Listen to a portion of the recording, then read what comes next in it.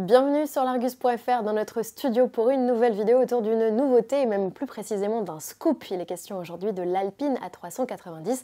Vous le savez peut-être, c'est pour bientôt. Le 11 octobre, en marge de l'ouverture des portes du Mondial de l'Automobile de Paris, la marque Haut à Fléché présentera un show-car préfigurant les lignes de son futur crossover électrique. De ce modèle, connu sous le nom de code DZ110, l'Argus est déjà en mesure de vous livrer quelques informations techniques et stylistiques.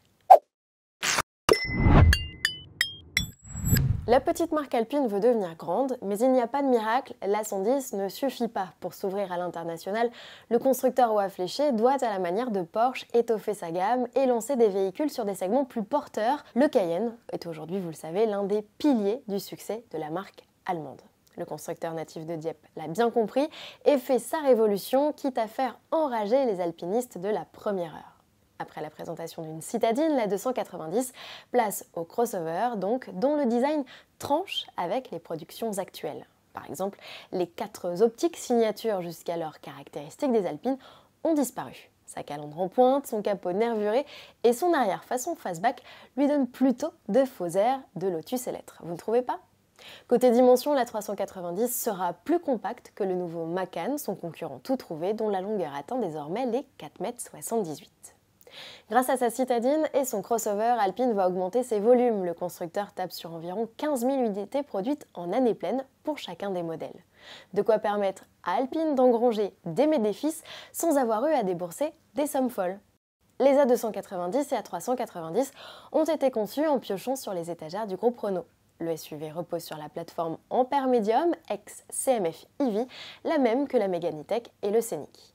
À la différence des SUV aux losanges, le crossover Alpine sera disponible en 2 et 4 roues motrices. Dans toutes les configurations, le SUV électrique conservera un moteur à l'arrière. Sur la déclinaison 4x4, prévue au mieux à l'automne 2025, 2 moteurs seront installés sur l'essieu arrière. Une solution technique plutôt originale et très différente de celle de son cousin germain, le Nissan Ariya. Et cette solution permet de gagner de la place et donc du volume de coffre, d'économiser du poids et d'abaisser le centre de gravité. Cet ensemble bimoteur ne provient pas de chez Renault, il a été acheté à un équipementier d'après nos informations. Combiné au moteur avant, qui lui pourrait être d'origine Renault, le SUV trimoteur développera une puissance de 360 chevaux, une info exclusive de l'Argus. C'est autant que la version d'entrée de gamme du Macan, qui compte cependant 2 roues motrices de moins. Cette déclinaison de la 390 ne sera pas proposée au lancement, mais dans un second temps pour abaisser le ticket d'entrée qui sera bien inférieur aux 83 000 € que réclame le Macan. L'Alpine A390 sera alimentée par une batterie de 90 kWh qui, selon nos informations, sera fabriquée par le français Verkor. Le rayon d'action du crossover pourrait donc tourner autour des 600 km. Comme la 290, le crossover tricolore profitera de la technologie Torque Vectoring ainsi que de réglages spécifiques pour dynamiser son comportement. Un travail important a également été réalisé par les ingénieurs pour limiter la prise de poids en ayant largement recours à des panneaux d'aluminium comme chez Tesla. Si le constructeur a diffusé une première image teaser de son crossover sportif, rien n'a encore filtré sur l'intérieur de la 390.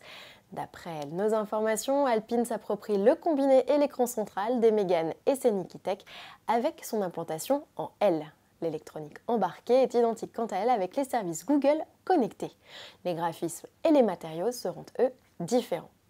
L'usine de Dieppe doit débuter l'assemblage des premiers exemplaires d'A390 en juillet 2025, mais la production sera probablement retardée. En cause, la Gigafactory Verkor de Dunkerque qui a pris du retard dans la livraison des premières cellules de batterie à l'usine de Douai, usine Renault de Douai, où sera notamment réalisée toute la partie ferrage de la 390. Le lancement du crossover initialement prévu au début de l'automne 2025 pourrait donc glisser de quelques mois. Affaire à suivre.